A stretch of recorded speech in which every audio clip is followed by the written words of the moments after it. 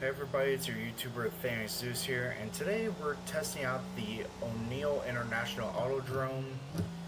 And I contacted the creator, thought that was pretty cool, and I asked to try it out. Yeah, and I told him I'll also personally film a YouTube video to showcase this.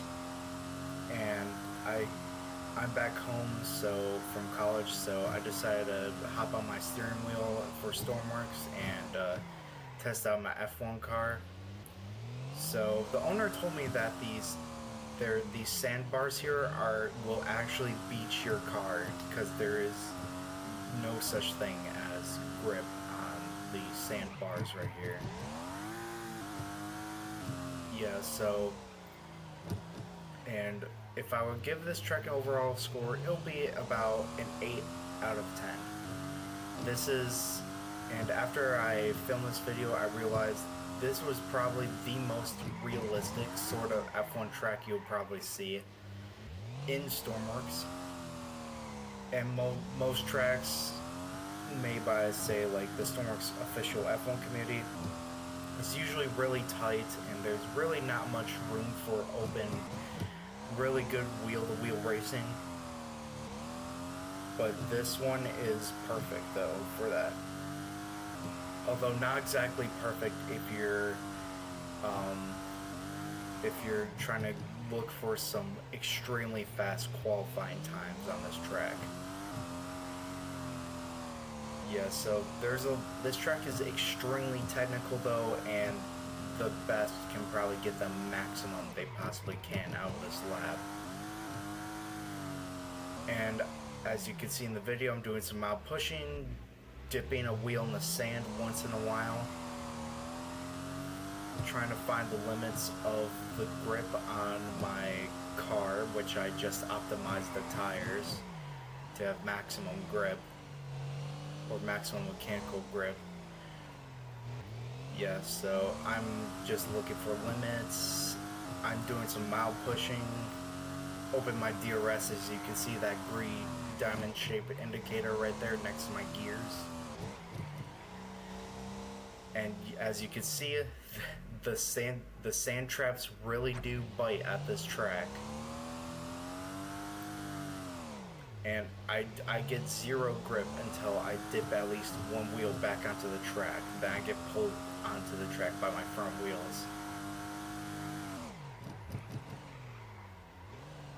And then I beached it again, and I spend like the next 2 minutes flailing to try to uselessly get off of the sandbar, and yeah, it doesn't work for this car, and I would end up just pushing it out by hand later.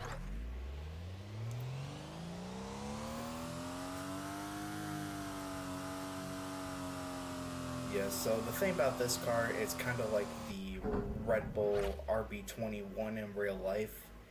It's really fast in the fast stuff, but it's still kind of lacking in slow stuff though. And I did basically design it to be something like the Mercedes W11, because a lot of cars can be really quick in the slow stuff inherently in Stormworks, but in the fast stuff you really need a lot of aerodynamics to help you. So yeah, this thing has really good cornering, especially in the fast stuff, because you still got the active aero wingtips on the front wing, which is really nice. And yeah, as you can see there, I did practice start and I got Mercedes W11 like acceleration from a standstill. So yeah, this thing's really good in straight line speed and fast corners, but it's kind of slow in hairpins, which there are multiple on this track. And it's kind of, especially for a lot of these slower corners, it's kind of hard to find grip. Yeah, I lose grip in the sand again, but I got catapulted down the next section of the track. And I decided to do a practice start from a pit box just to test it out.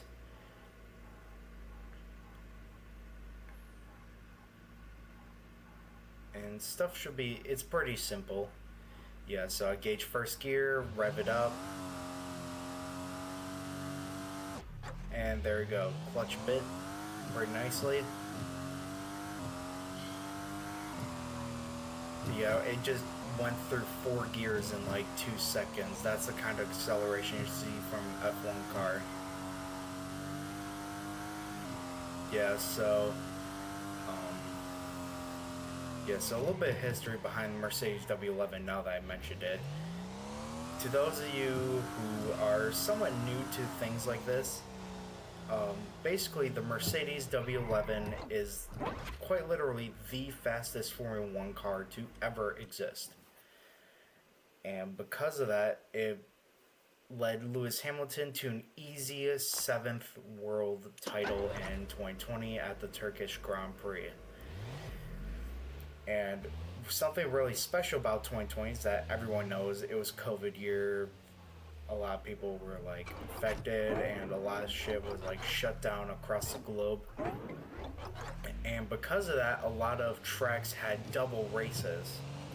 Like the British Grand Prix, it was kind of separated into like the British Grand Prix, then there was the 70th anniversary Grand Prix, which was a double race in Britain. And then you had Austria, which it was named the Austrian Grand Prix, and then the Styrian Grand Prix. And the Mercedes W11 allowed both Valtteri Bottas and Lewis Hamilton to get plenty of pole positions and track records. Most notably, the track record at Silverstone, Mugello, and there's also Hungary. Austria, not so much. I think the track record went to Charles Leclerc in like 2019. Because, that's when Ferrari had their like infinite power engine. That was also kind of a cheat engine, and yeah, that's a whole nother topic. So yeah, then there was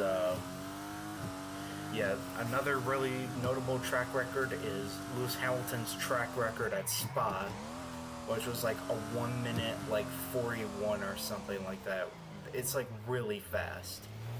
And he took some corners like Pohon, I think it's turn 10 in Belgium, but it's that long sweeping corner right after, in the middle of Sector 2, that you can pretty much take almost flat out with current generation F1 cars. It's notably by Max in Free Practice 1 last year, Belgium.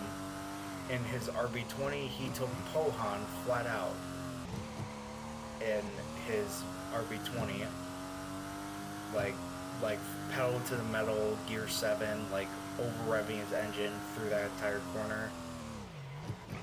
Not much for lift. Too bad we couldn't see if there would be a new qualifying record, because that would have been spectacular to see these cars like pushing it, especially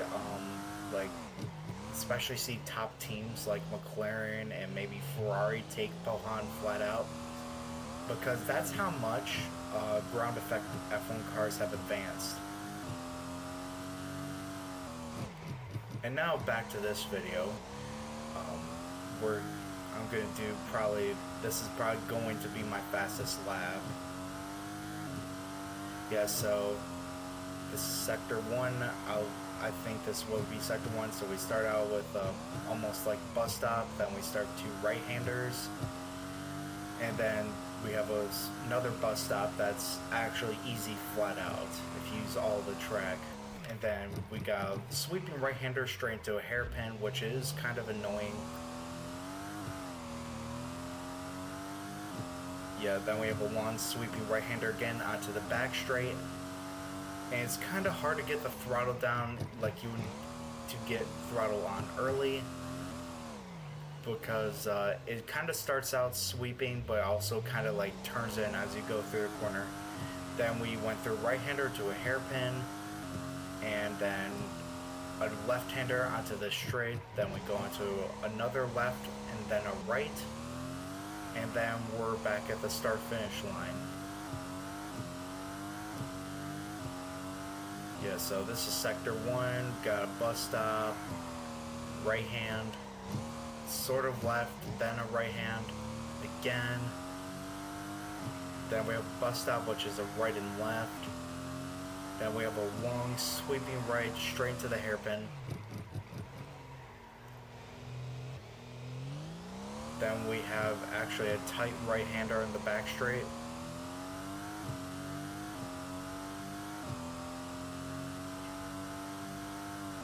Then we got a long sweeping right into this hairpin right here.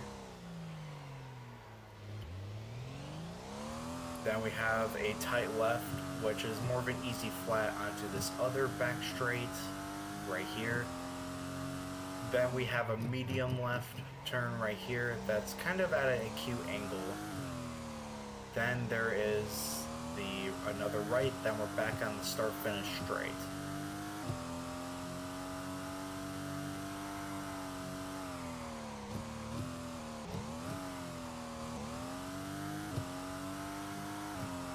Yeah, so I would say Sector 1 would end right about the entrance of the hairpin, right about here.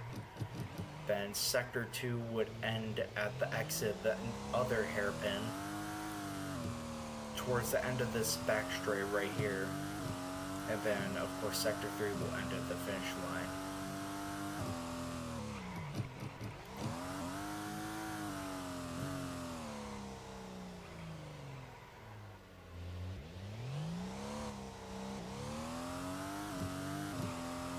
Yeah, so I would say this would be Sector 3 right now in this final back straight. It'll be a good split.